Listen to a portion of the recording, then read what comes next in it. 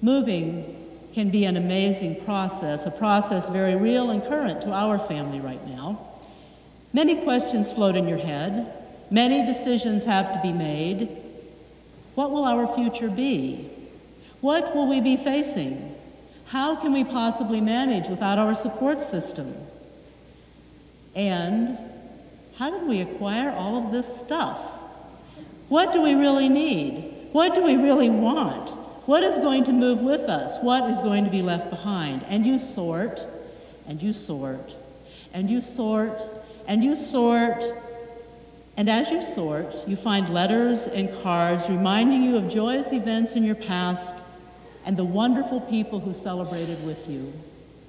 You find letters and cards reminding you of the difficult and painful times in your life and of the family and friends who stood by you, lending their support and strength, holding you up until you could stand again on your own. You sit on the floor of your kitchen, packing baby and toddler books. You read some. You gather the family together and you read some more. And you remember those moments and hours and days and years that have gone before. You find that trinket that anyone else would just toss away without a thought. Just junk. Clearly, just junk. But you have to keep it because, well, you might not even exactly be able to explain why, just because. Or maybe you can explain why, like my beige ceramic bird. My beige ceramic bird probably was never all that attractive. It certainly is not a piece of fine art, at least not to most people.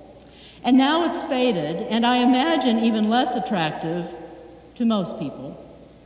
Right now, it's sitting in a moving van in Atlanta and should be arriving in Detroit very soon because it was my grandmother's. And it sat in her house on the kitchen shelf or the dining room buffet ever since I can remember, until after my parents both died. And now it is mine. When I see it, I remember how when I was about 7 years old, my grandmother would laugh at my jokes and riddles, even though they really weren't very good, and she probably had heard them time and time again. When is a piece of wood like a king? When it's made into a ruler. Why did the chicken cross the road? To get to the other side. See, I told you they really weren't very good. But my grandmother laughed, and you would have thought that it was the most profound thing that she had heard all that day long. I remember when I see that bird picking blackberries and raspberries with my grandmother out in the woods and the wonderful cobblers that she would make with them. I remember so many things when I see that beige ceramic bird. Mostly, though, I feel the strength inside of me that my grandmother imparted to me in ways that I cannot fully explain. When it is time to move, you come to a crossroads of sorts. You look back at what brought you to this place. You remember, you laugh, you cry, and sometimes you just keep moving and packing and sorting and tossing because it's just got to get done. And then you look to the future, gathering within yourself everything that has gone before, all the pieces of your life, all of the people, all of the experiences, all of the places and things that have made you who you are today. And then you take the next step down the path before you. Jacob is moving with the whole family and all that they have. He is at a crossroads. The path is already set. But Jacob is not ready, not quite yet. Jacob and the whole caravan is headed toward Esau. And the word comes that Esau is headed toward Jacob with 400 riders. Jacob is understandably upset at this news, and then fear and dread set in, and he begins to implement a strategy meant to protect himself and all that is his, and perhaps to appease his slightly older twin with numerous and valuable elaborate gifts. And Jacob prays, asking for God's protection, clearly reminding God, you are the one who told me to go back home. You are the one who got me into this. You are the one who promised to be with me and protect me. Jacob's direction has been determined for a long time. He knows where he's headed. He has known for a long time where he's headed. He has moved the family, all that he has, across the Yabok River. And then he's returned to the old camp, a special place where he is transformed in a way not unlike the dream with the angels ascending and descending the ladder to heaven. Completely alone in this place, he has to tend to some unfinished business, wrestling with the past, all that has gone before, wrestling with the future, what might be coming his way as he moves down the path that God has called him to.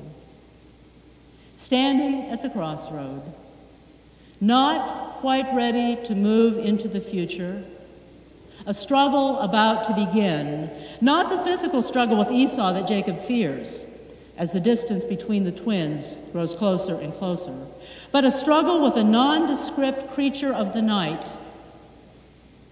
Many of us know about these struggles in the depths of the night, that time when we wake up from sleep, our defenses down, those times when we slow down enough to note the conflicts within us, the conflicts around us, when we're quiet and open enough to hear the voice of God.